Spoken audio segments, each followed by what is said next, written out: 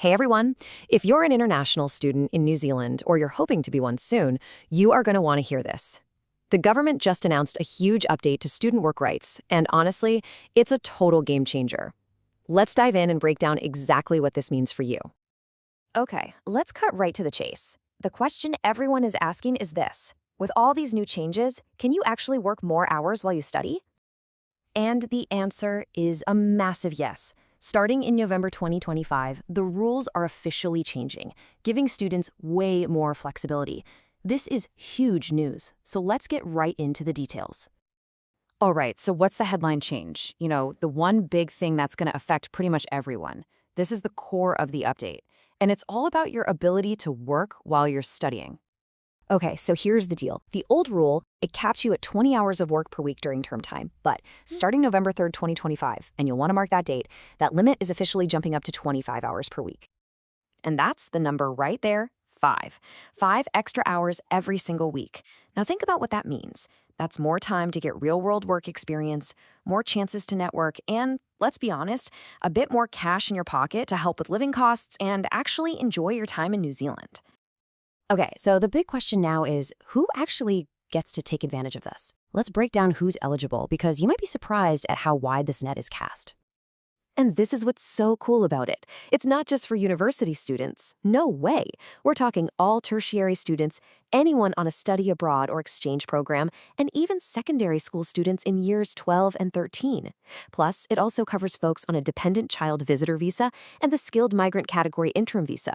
It's pretty comprehensive. Now, there is one really important exception you need to know about. If you're doing a PhD or a master's by research, your situation is even better. That old rule that lets you work unlimited hours? Yep, that's staying right where it is.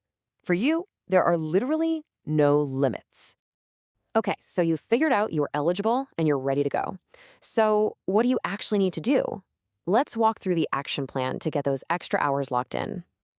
All right, for all you current students, listen up. How you apply depends on when your visa was issued. See, if it was granted before August 18th, 2025, you'll be using the old legacy system.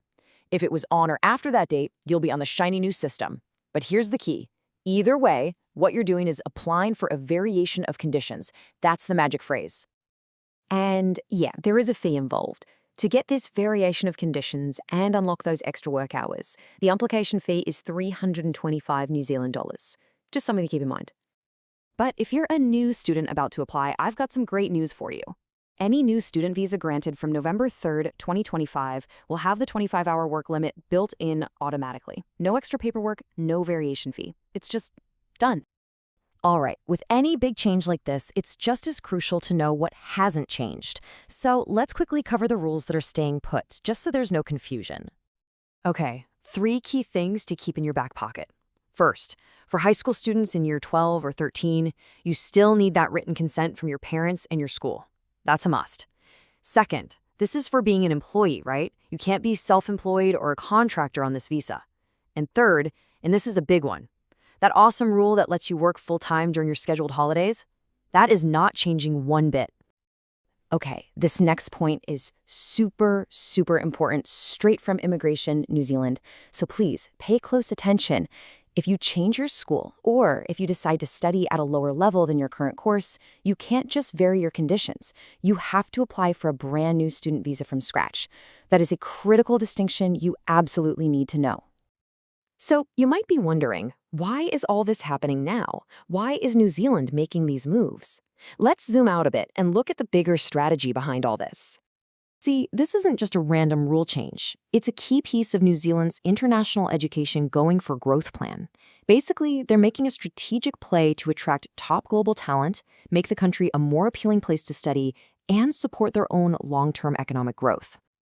And you know what? The numbers show this more welcoming vibe is already paying off. We're seeing a really great trend here. Student visa approval rates have actually climbed from 82% to 88% in just a year.